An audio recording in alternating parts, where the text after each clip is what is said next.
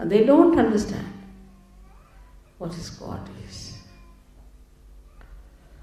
But it's not the understanding, you understand this one little point, that it comes from your heart into your brain, not from your brain to your heart.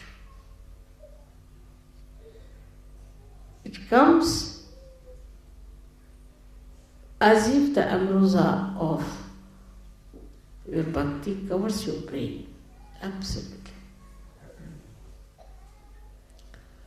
So, for example, Shankaracharya wrote a beautiful treatise called as Viveka Chudamani, where he described what is God, this, that, and Viveka means the conscience and consciousness and all that he described quite a lot.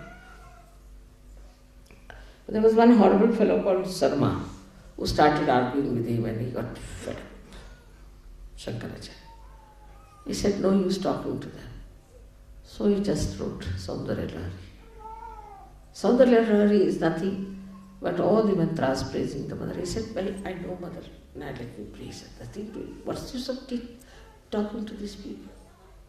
Stupid things, how will they understand?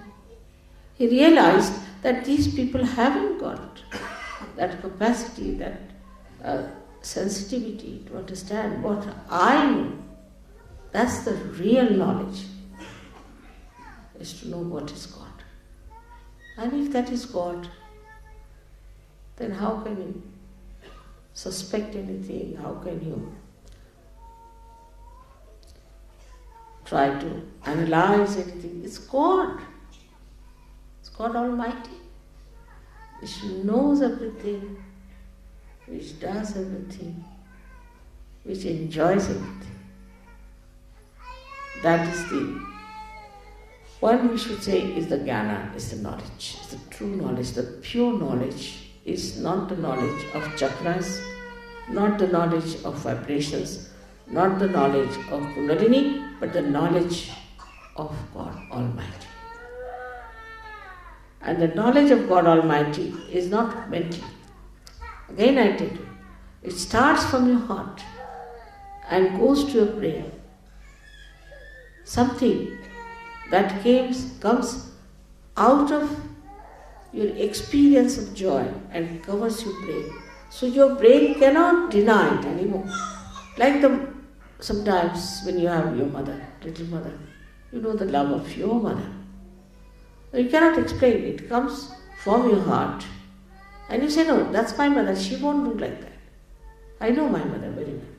The knowledge about your mother, one who has given you birth, mother may not be very good or whatever it is. But knowledge about God, that He is love, that He is truth, that He knows everything, that just become part and parcel of your being. Absolutely.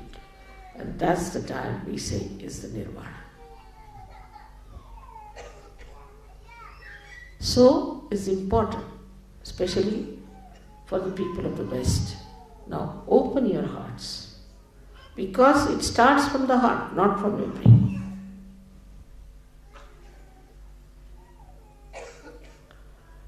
Do not judge people on vibrations. Judge yourself all the time.